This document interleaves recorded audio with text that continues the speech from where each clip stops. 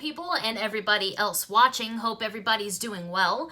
Went to the record store yesterday, got a huge haul. Well, maybe not huge. I got 5 albums, which isn't too shabby when I only really anticipated getting 2. But of course, once you go into the record store, you come out with God knows what. I'm gonna start with my non-Beatles finds first. I only have 2 of those, and then the rest are mostly Beatle finds.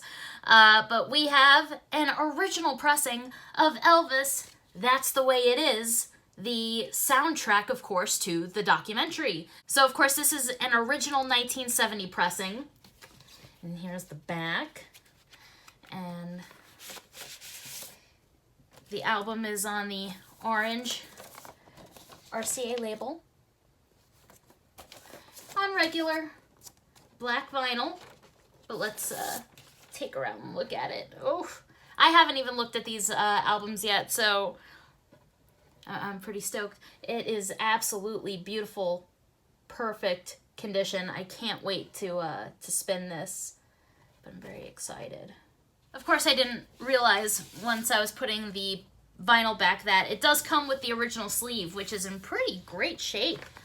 Look at that. Elvis Camden catalog. I'm not sure what that means, so if any of my Elvis buddies are watching, please fill me in on that. And then this has an advertisement for Elvis Real Tapes. That's pretty cool. And my next find, for those of you that keep up to date with all of my videos and not just my Beatles videos, I've been collecting pressings of the Ghostbusters soundtrack because there's like so many different variations, and I thought it was just really cool. But my record store actually had this original 1984 sealed copy of the original Ghostbusters soundtrack. This is absolutely staying in the shrink, never gonna open it. Has the hype sticker on it, which is absolutely incredible, and got it for a really low price. So I'm absolutely super thrilled to have a mint condition shrink-wrapped copy of the Ghostbusters soundtrack, so that's pretty cool. Now to get to the Beatles stuff here, we have an original 1964 pressing of Beatles 65. This is said to be the original Scranton pressing, so that's cool. I have another copy of Beatles 65, and honestly, I couldn't even tell you where it was pressed because I'm not very knowledgeable in all of that kind of stuff, but of course, it is on the original Capitol rainbow label, and the album is in beautiful, beautiful condition. So the cover's really not the best, but this alone makes it absolutely worth, picking this up again. My other copy of Beatles 65 comes with the original inner sleeve. So maybe I can kind of Frankenstein it up and, put this record with that sleeve maybe. I don't know, but glad to pick this up for a low price. Now, these next 2 titles were found in like the 357 bin, so they're not in like the greatest condition ever, but I didn't have them in my collection, so I thought I might as well pick them up since they're so cheap. The first one I have is the original motion picture the original motion picture soundtrack for Help. Now, this is not an original pressing. It's on the Apple label, so I would assume that to mean this is probably a 70s press.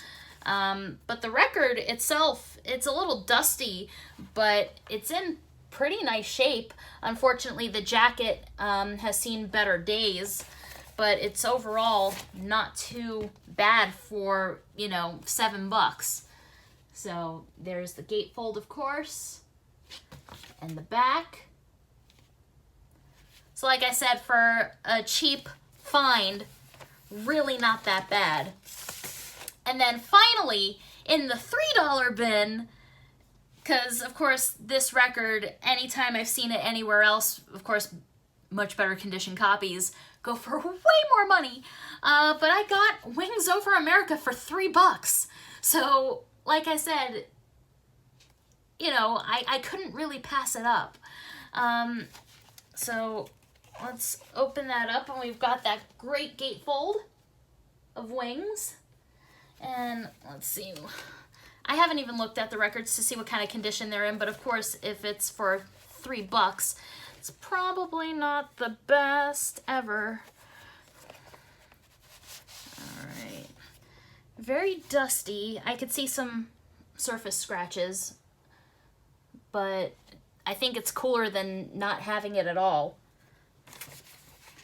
And then here's the original sleeve. So that's kind of cool.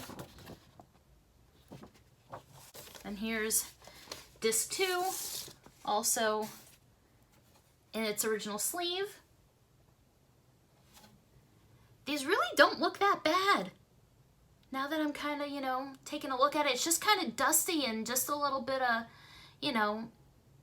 of the usual surface scratches, but not like terrible.